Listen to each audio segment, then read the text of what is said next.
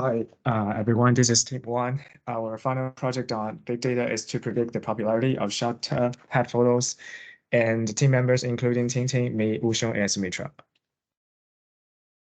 So here's the introduction of our final project. We are working on a dataset of PetFinder.my. It's a Malaysia's leading animal welfare platform.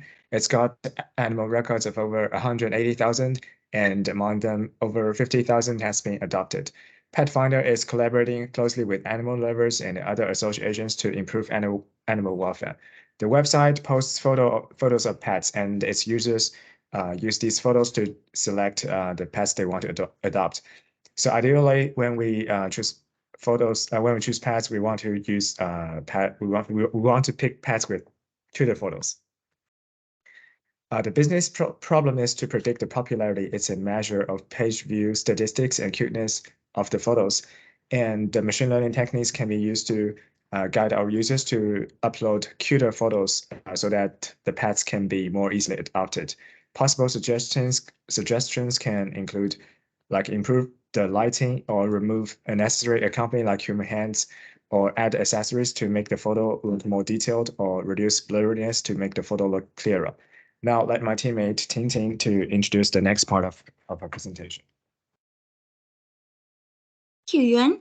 So for our data understanding, our data is around 1.04 gigabytes, and we mainly use two data sets. One contains pictures for each pet, and we have about 10,000 of them. And the second one is label data, containing binary variables like does the picture have eyes, does the picture have face, and if the picture's a collage or not. 1 for yes and 0 for no. The way we connect both dataset is by the unique ID for each picture. And yeah.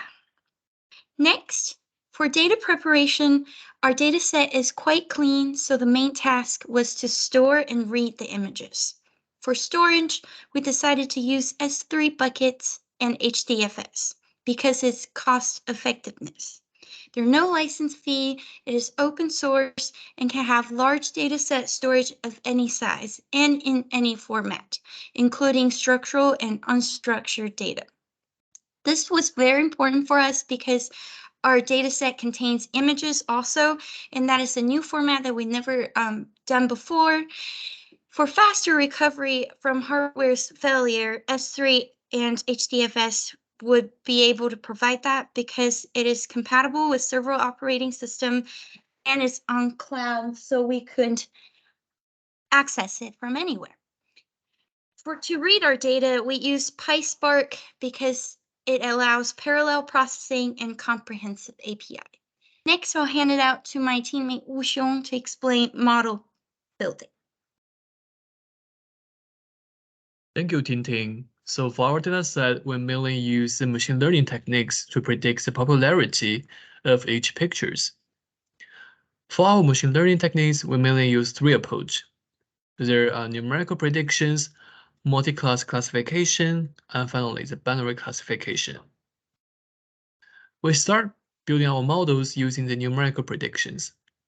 By using the linear regression and decision tree regressor, we have a root mean square error of like 20.5, which is quite large, as seeing that our target variable is ranging from 0 to 100. The next thing we did is to frame the numerical predictions to a multi-class classification task. Considering that our model is the target variable is ranging from 0 to 100, we divide the data into 5 different classes based on their popularity scores. For example, we label each data as either under 20, between 20 to 40, or over 80, etc. By framing the numerical regression into a multi-class classifications, the logistic regression and decision tree classifier has accuracy of 0.5. The result is not satisfying because it is no different from a random guess. So the final thing we did is to frame the question into binary classifications. Since the majority of the pictures is below the average, so now our task is to predict whether the pictures will have a popularity below or above the benchmark.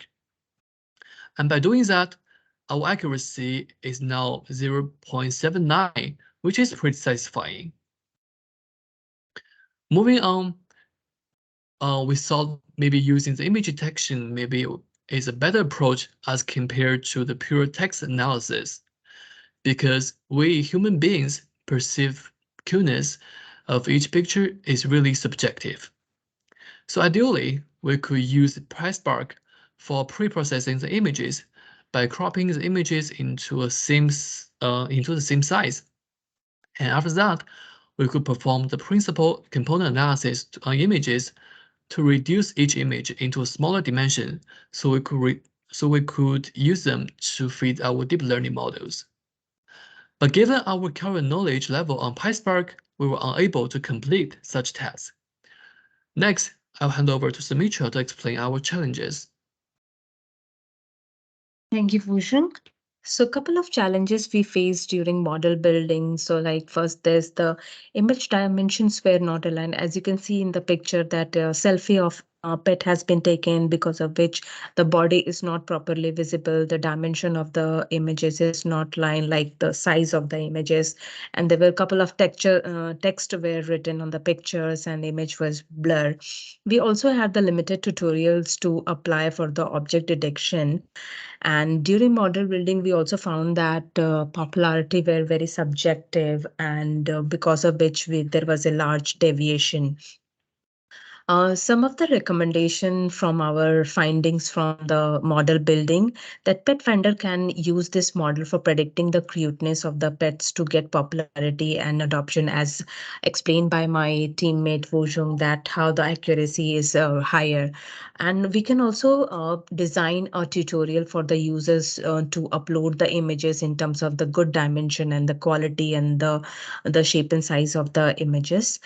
This model also can be extended to any other picture recognition for user uploading, like graphs and other potential improvement on the attractiveness and the increasing the traffic on the company website.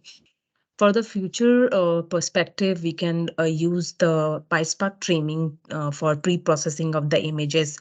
Like user is uploading the pictures and they can get the real-time feedback that what's the potential matches of the picture they have uploaded, and whether the picture quality is correct or not. Immediate feedback they will get.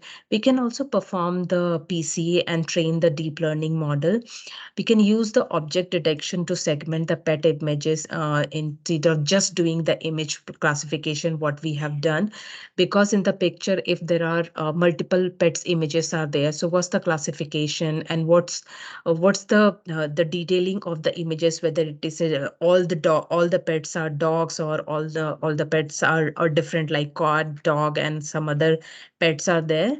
And we can also detect the location of the multiple objects and remove the low quality and the spam pictures which are not as per the company instruction uploaded on the website.